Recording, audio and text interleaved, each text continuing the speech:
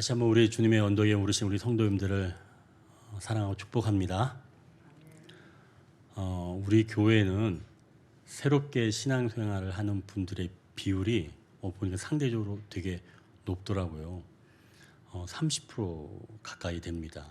내가 이제 처음 신앙생활을 하겠습니다 라고 고백하는 성도들이 그렇게 많은 거예요. 그래서 제가 그거를 확인을 해보고 나서 굉장히 감사하기도 했지만 긴장이 됐습니다. 왜 그러면 이 짧은 만남, 이 예배, 이 설교 시간에 어떻게 하나님을 잘 전해야 되나, 그리고 악이 무엇인지, 그리고 인간의 그 연약함이 무엇인지 이 시간에 얘기를 잘 설교를 해야 되니까 그만큼 어깨가 좀 무거워지는 것을 느꼈습니다. 그래서 사실은 그런 생각을 했죠. 이렇게 들려질 때 성령님께서 우리 마음의 귀에 잘 들려지도록 하기를 원합니다. 그래서 설교를 전하는 저나 듣는 분이나 또 성령님이 이 공간에 함께 하셔서 우리의 마음을 풍성하게 해주는 그런 시간 되기를 원합니다 라고 하는 그런 기도가 저절로 나왔습니다. 이제 우리가 그런 마음을 가지고 우리가 이 설교를 함께 나누면 좋겠습니다. 성령님, 제 안에 찾아와 주세요. 이런 마음 말이죠. 이 출애굽기는 우리가 계속 이제 출애굽기를 보고 있죠. 하나님께서 믿는 자들을 어떻게 애굽에서 건져내시는지 그것을 기록하고 있다. 이제 이렇게 나누었죠. 애굽, 그러면 오늘날로 본다면 이집트를 이야기합니다. 그러나 성경에서 애굽이라고 하면 이것은 악한 것들이 지배하는 세상이라고 하는 그런 의미도 되고요. 또 악 그 자체라고 볼 수도 있고요. 또 그 악이 이용하는, 그러니까 조종하는 그런 악인이라고 볼 수 있습니다. 애굽이 그렇다는 거죠. 그래서 이 애굽에서 건져내는 일, 이것은 사람이 스스로 빠져나올 수도 없고 하나님께서 강한 손으로만 건져주실 수 있다라고 이야기한 것이 바로 지난주에 우리가 나눴던 이야기죠. 자, 그러면 이제 하나님께서 강한 손으로 이 애굽에서 이스라엘 백성들을 건져내실 때 지난주에 우리가 잠깐 이야기했던 것처럼 10가지 재앙이라고 하는 이것을 통해서 애굽에서 믿는 이스라엘 백성들을 건져내셨습니다. 자, 그러면 사실은 이 일은 엄밀하게 따지면 한 3,400년 이상 되는 그런 일이에요. 그게 지금 애굽 땅에서 일어난 그런 일이죠. 그런데 그 일이 오늘을 살고 있는 우리와도 연결이 되어 있고 또 역시 우리의 일이라는 것이죠. 그래서 우리가 이 사건에 더 깊이 주목해야 한다는 것입니다. 자, 이제 하나님께서 10가지 재앙을 내리시는데요. 오늘은 그 첫 번째 그런 내용입니다. 첫 번째 재앙인데요.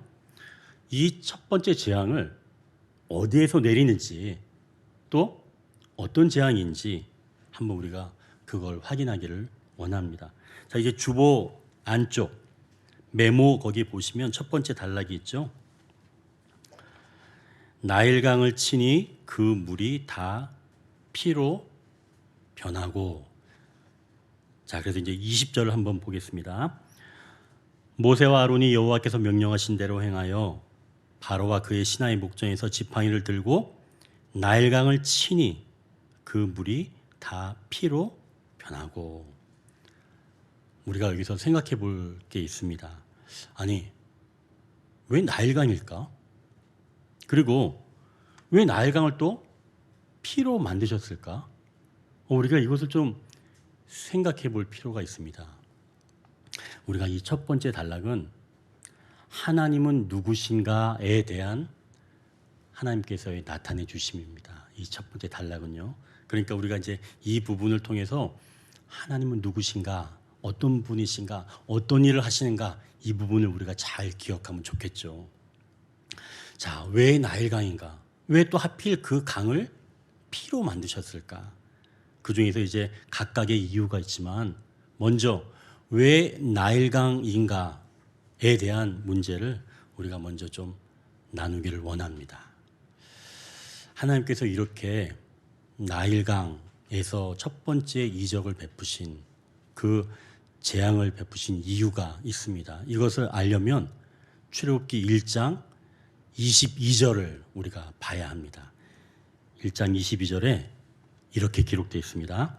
그러므로 바로가 그의 모든 백성에게 명령하여 이르되 아들이 태어나거든 너희는 그를 나일강에 던지고 딸이거든 살려두라 하였더라. 바로가 예전에 이스라엘 백성들의 인구가 너무나 급격하게 많이 늘어나게 되니까 무서워졌습니다. 우리는 사실 이거 내용은 알고 있죠. 그래서 이 바로가 걱정을 했던 거죠. 혹시 이 이스라엘 백성들이 우리 애굽을 치려고 하는 게 아닐까? 외부에서 적이 쳐들어올 때 그들과 연합해서 우리 애굽을 칠 게 아닌가? 또는 그때 이 애굽에 있는 이 이스라엘 백성들이 다 빠져나가면 우리 경제력이 무너지지 않을까라고 하는 그런 염려가 생겨서 이 애굽 왕 바로가 그때 아주 나쁜 인구 억제 정책을 폈습니다. 애굽 백성들에게 명령을 내린 거예요. 어떤 명령이었냐면 여기서 보는 것처럼 주변에 이스라엘의 그 산모가 보이고 그 산모가 출산할 때 만약에 아들을 출산하면 그 아들을 어디에다 던지라고요? 나일강에다. 얼마나 잔인한 명령이에요. 갓난아이를 그 남자아이를 나일강에다 지금 던지라는 명령입니다. 너무 끔찍한 명령이죠. 자, 그럼 이제 생각을 해보십시오. 이스라엘 백성들에게 나일강 하면 죽음의 강입니까? 생명의 강입니까? 죽음의 강이겠죠. 이스라엘 백성들에게는 나일강이 죽음의 강입니다. 사랑하는 자식을 빼앗겨서 그 빼앗긴 자식을 애굽 사람들이 나일강에 던져버렸습니다. 그걸 생명의 강이라고 볼 수 있겠어요? 못 보죠. 그건 분명히 이스라엘 백성들에게는 생명의 강이 아니라 죽음의 강입니다. 그러니 그 강 가보고 싶겠어요? 못 가보죠. 강가를 거니면서 산책할 수 있을까요? 못합니다. 붉은 노을이 지는 그 아름다운 석양의 그 강가의 모습을 볼 수 있어요? 못 봅니다. 결국 이스라엘 백성에게는 나일강이 죽음의 강이죠. 그런데 지금 하나님께서 모세와 아론에게 나일강에 지금 서라고 하신 겁니다. 피하고 싶거나 또 마주하고 싶지 않은 그런 두려운 곳일 텐데 하나님께서 지금 모세와 아론에게 나일강에 서라라고 이야기를 하고 계신 것이죠. 자, 그럼 여러분, 하나님께서 우리는 이 모든 것들을 만드신 분이다라고 고백하는 사람이죠. 그죠? 그래서 하나님께서 이 모든 것들을, 세상의 모든 것들을 만드셨는데 특별히 이 나일강을 만드실 때 이 나일강을 죽음의 강으로 만드셨어요? 아니겠죠? 하나님 나일강을 만드실 때 죽음의 강으로 만드시지 않았겠죠. 당연히 이 강은 생명의 강입니다. 그 자체로 생명인 것이죠. 많은 물고기, 그리고 그 안에서 자라면서 그 물고기들이 사람에게 유익을 주겠죠. 그리고 그 물은 어떻습니까? 사람에게 마실 물도 되고요. 또 곡식을 잘 자라게 하는 그런 생명과 같은 물이 바로 나일강입니다. 그렇다면 죽음의 강은 아닌 거예요. 분명히 처음에는 생명의 강이었던 거죠. 그런데 이스라엘 백성들이 분명히 생명의 강이었지만 그 아픈 기억으로 인해서 그 생명의 강을 바라볼 때 그들은 죽음의 강으로 이해할 수밖에 없었다는 것이죠. 강물에 던져진 아이를 생각하면 그 강을 쳐다볼 용기도 나지 않는 겁니다. 그 강은 죽음의 강이 된 것이죠. 자, 그러면 우리가 여기서 기억을 해야 할 것입니다. 애굽 왕 바로, 즉 세상이면서 하나님을 대적하는 사탄 또는 그 악에 의해 사용되는 그 악인은 하나님께서 만드신 선한 것을 이렇게 잘못 사용한다는 것입니다. 사탄은 하나님이 만드신 그 천사가 타락하여 부패한 그런 존재가 바로 사탄입니다. 그러니 이 사탄은 항상 좋은 걸 부패해서 나쁘게 사용하도록 만드는 게 바로 이 사탄인 것이죠. 이 사탄도 성령님처럼 보이지 않는 세계에서 영향력을 끼치며 살아가는 그런 존재가 바로 사탄입니다. 그러니까 인간들에게 교묘하게 생각을 넣어서 우리를 하나님과 멀어지게 하거나 또한 공경에 빠뜨리는 역할을 바로 이 사탄이 한다는 것이죠. C.S. 루이스의 이렇게 스크루테이프의 편지라는 책이 있습니다. C.S. 루이스 그러면 제가 설교 시간에 종종 이야기를 하는 사람이죠.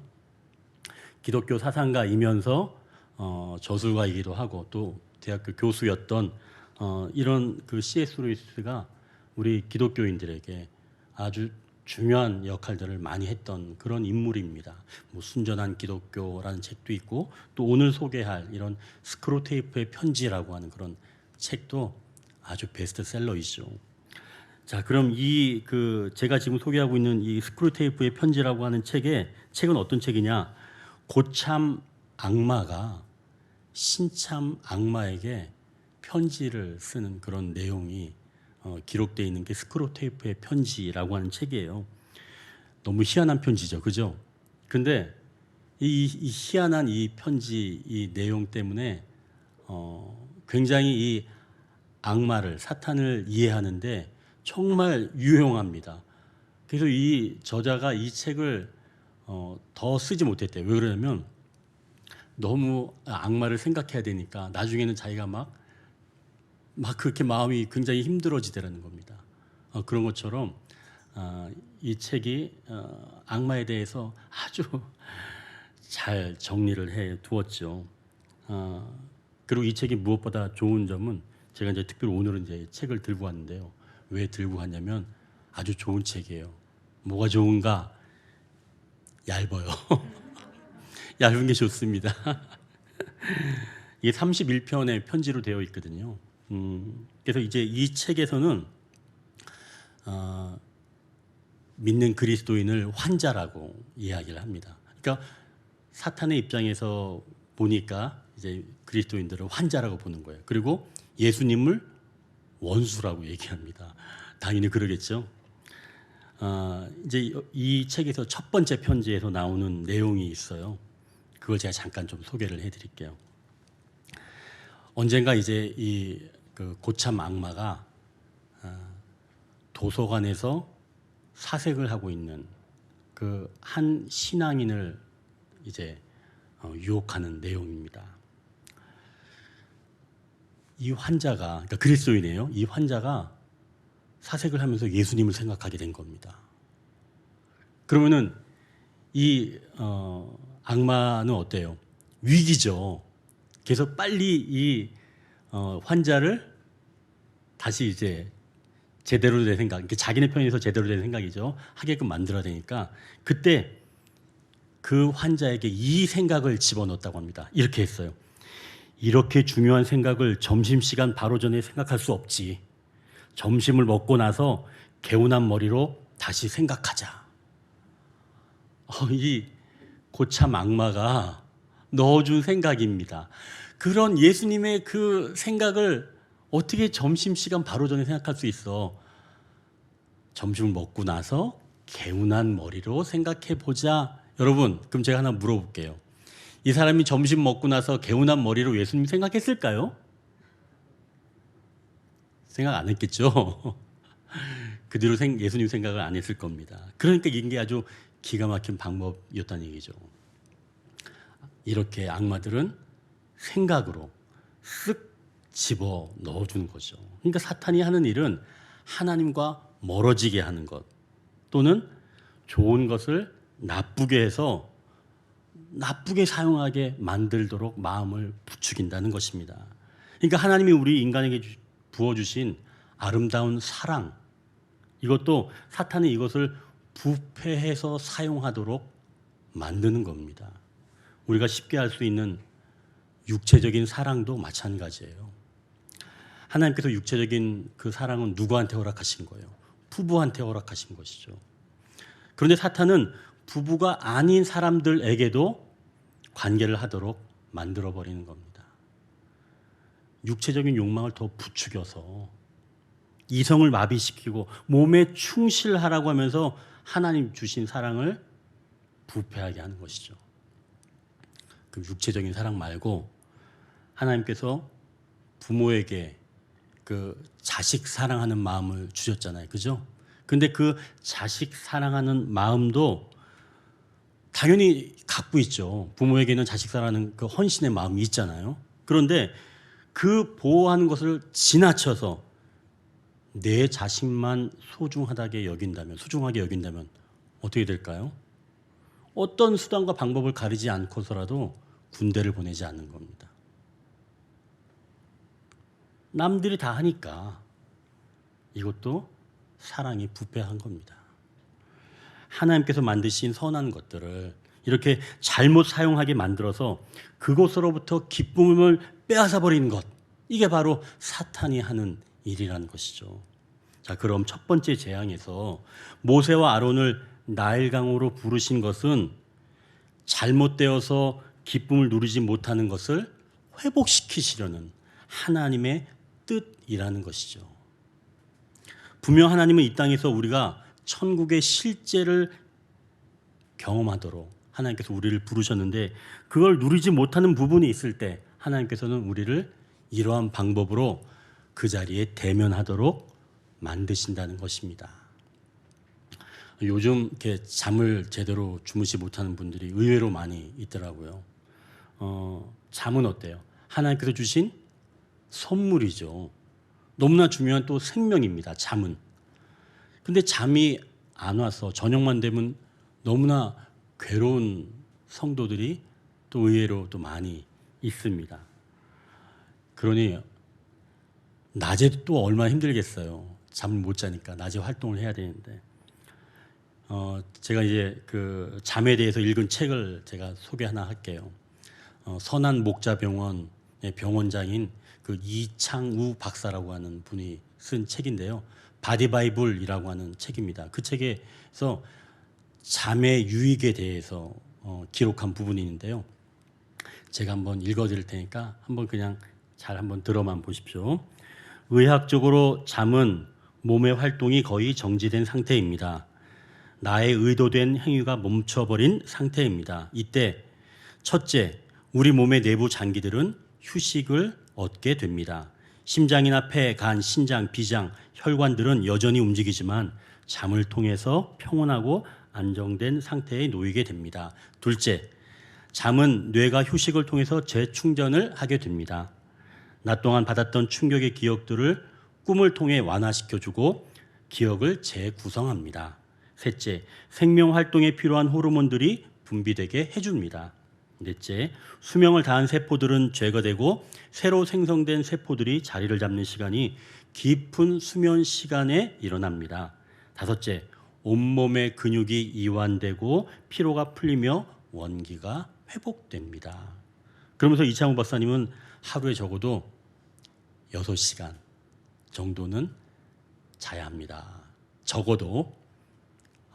그 얘기를 제가 이렇게 보고 좀 찔렸어요. 6시간 못 자서 좀 더 자주 해야 되는데. 그런데 제가 전에 섬기던 교회에서 연세 많으신 이 집사님이 잠을 자려고 하면 머릿속에서 벌레 기어가는 듯한 소리가 나서 잠을 이루지 못하고 또 마음이 불안해져서 잠을 못 이룬다고 저한테 목사님 저 기도 좀 해주세요. 그렇게 낮에 이제 오신 거예요. 그래서 제가 이제 기도를 해주고 말씀을 드렸어요. 집사님, 그렇게 잠을 못 잘 때 그때 저한테 전화를 하십시오. 제가 이제 그렇게 말씀을 드렸죠. 그래서 그 다음 날인가 전화가 왔어요. 새벽 1시에.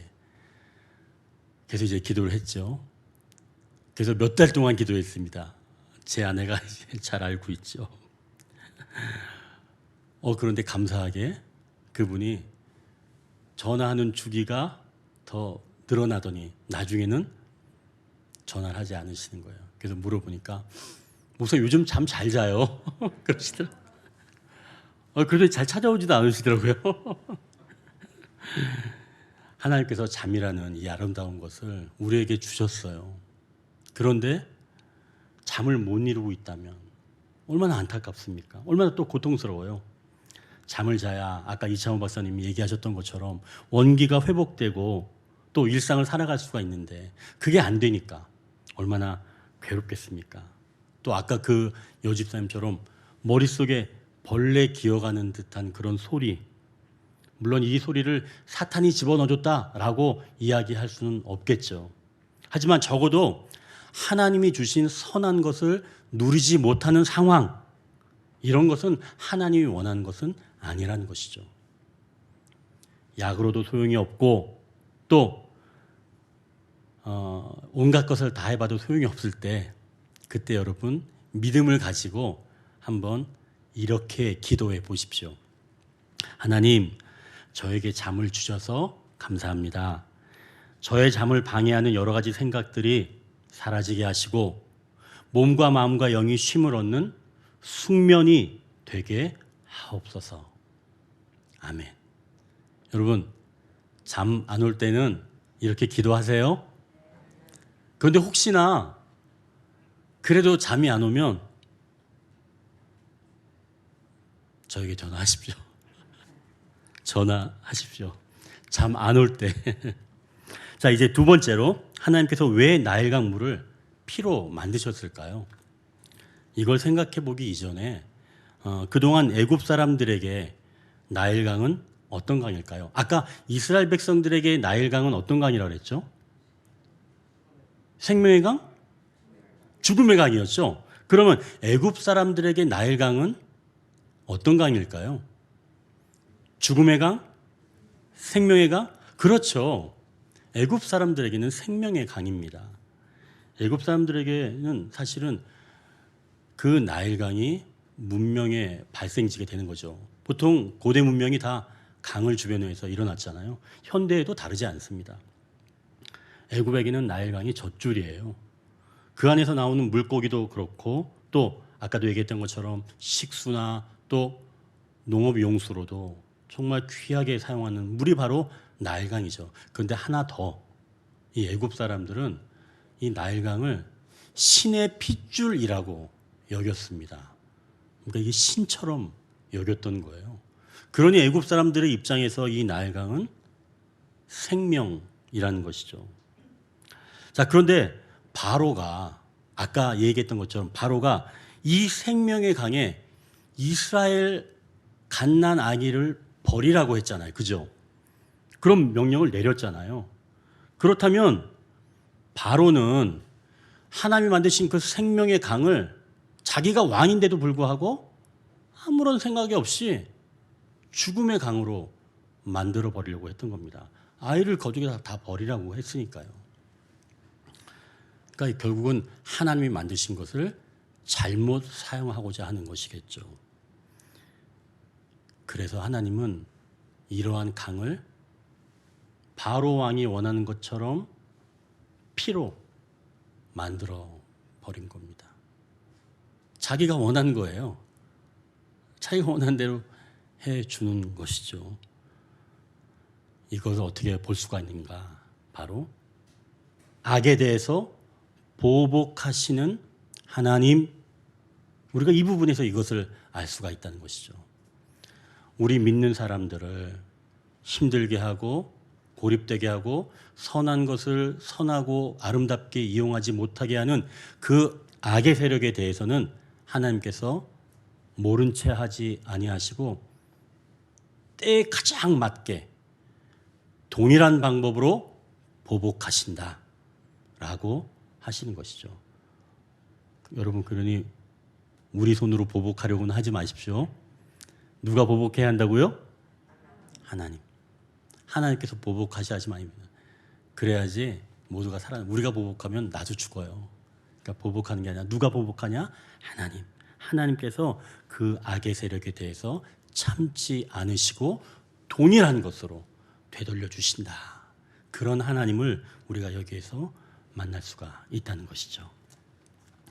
자, 이제 첫 번째 단락에서 우리가 하나님은 어떤 하나님인지 알게 되었습니다. 선한 것을 회복시키시는 하나님, 그리고 두 번째로는 보복하시는 하나님, 그 하나님을 우리가 이제 첫 번째 단락에서 배울 수가 있었습니다. 자, 그럼 이제 우리가 두 번째 단락을 한번 보겠습니다. 23절, 거기 메모 보면 관심을 가지지도 아니하였고 23절이라고 기록되어 있죠. 자, 이제 23절 전체를 한번 좀 읽어볼까요?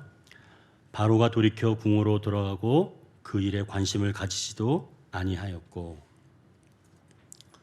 조금 전에 그 첫 번째 말씀드렸던 그 단락에서는 하나님께서 선한 것을 선한 것으로 회복시키시고 보복하시는 하나님으로 알게 되었다면, 이제 이 두 번째 단락에서는 악이 어떤 것인지, 악에 대해서 이야기를 해주시는 거예요.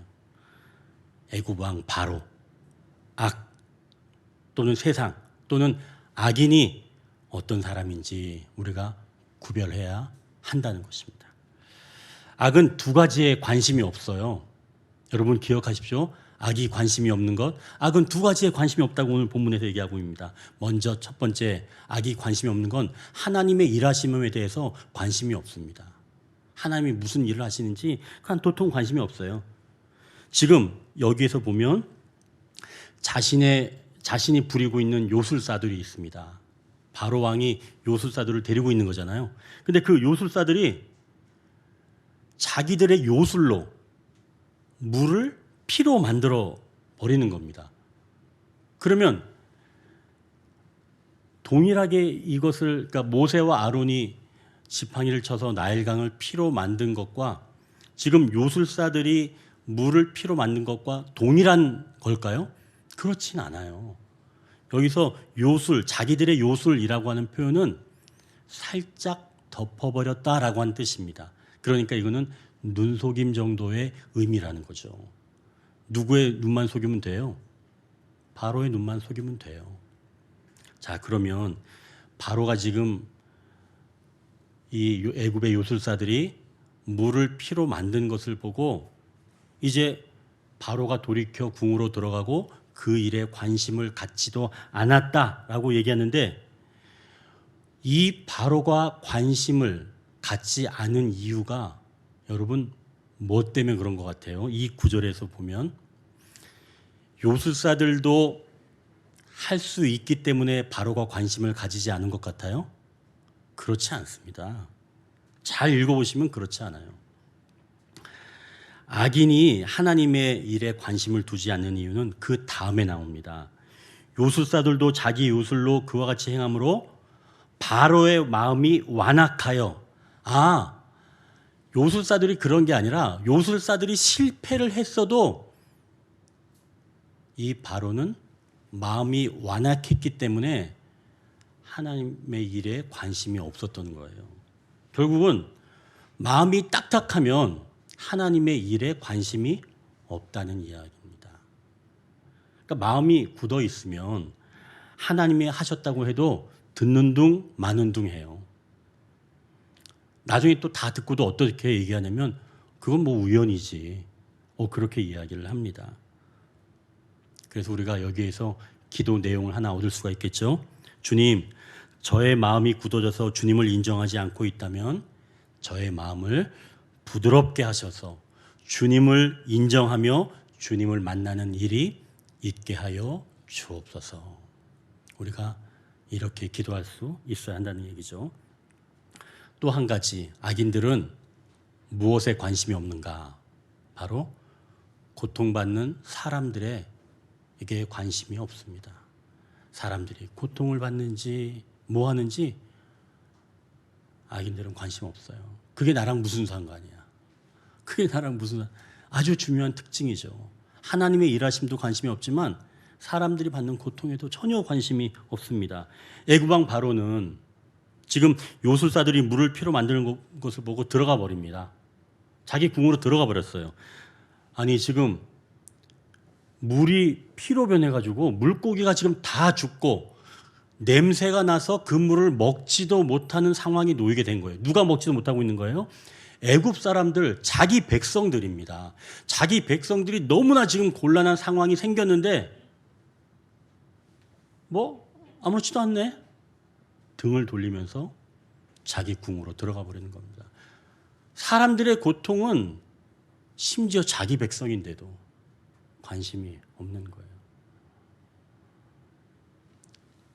아이들을 그냥 방치하고 있는 그런 부모들 마음이 아마 이런 마음이 아닐까 싶습니다.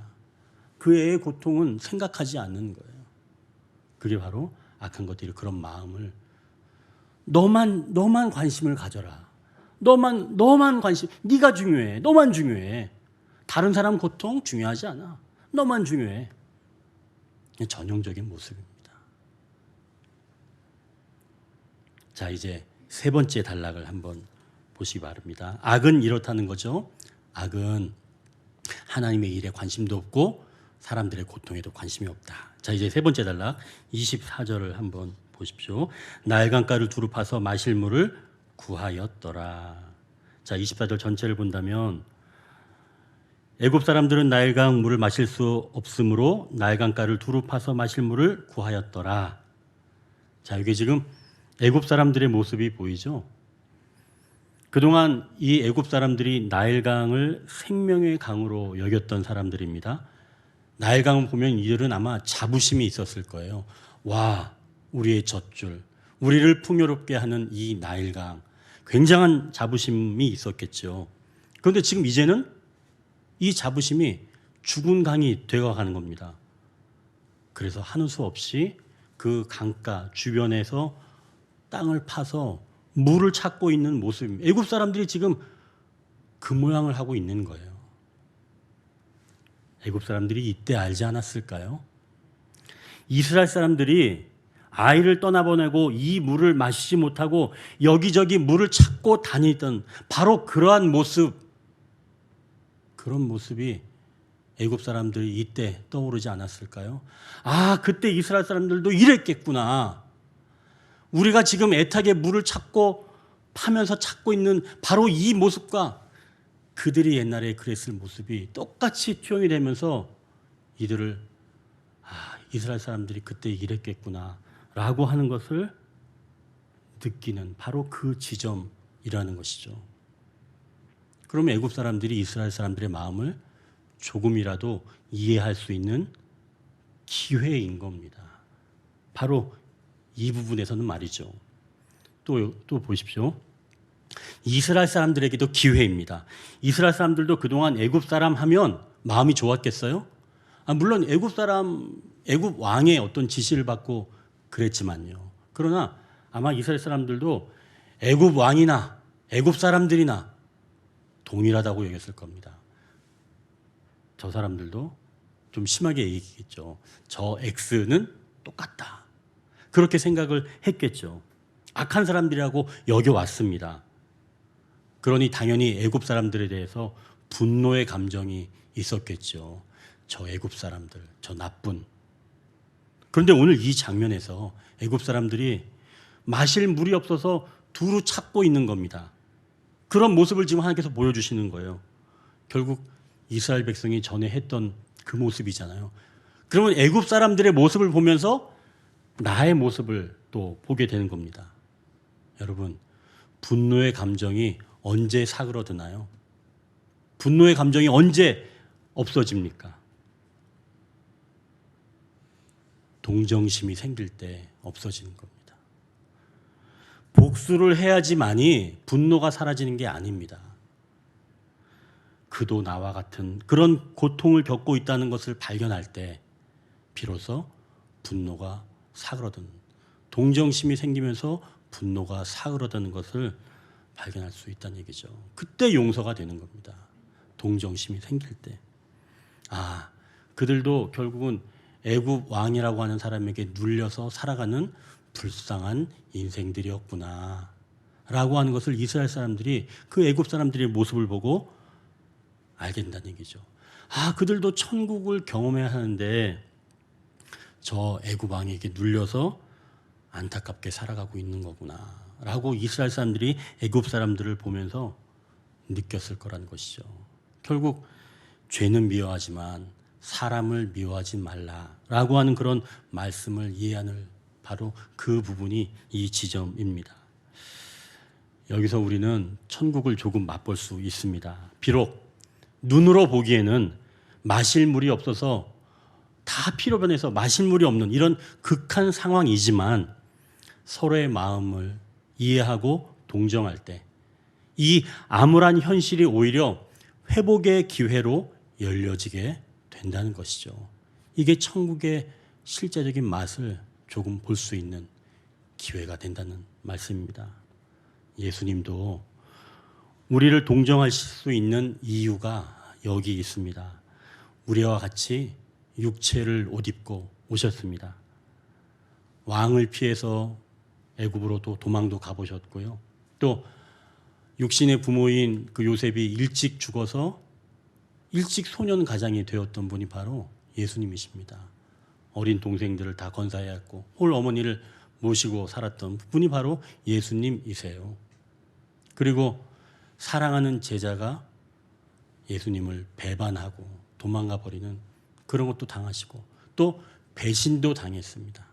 그리고 마지막에는 그 십자가를 안고 모든 사람에게 버림받고 육체적으로는 한없는 고통을 경험하신, 그래서 우리를 동정하실 수 있는 분이 바로 예수님이라는 것이죠. 그래서 히브리서 4장 15절에 이렇게 기록되어 있습니다.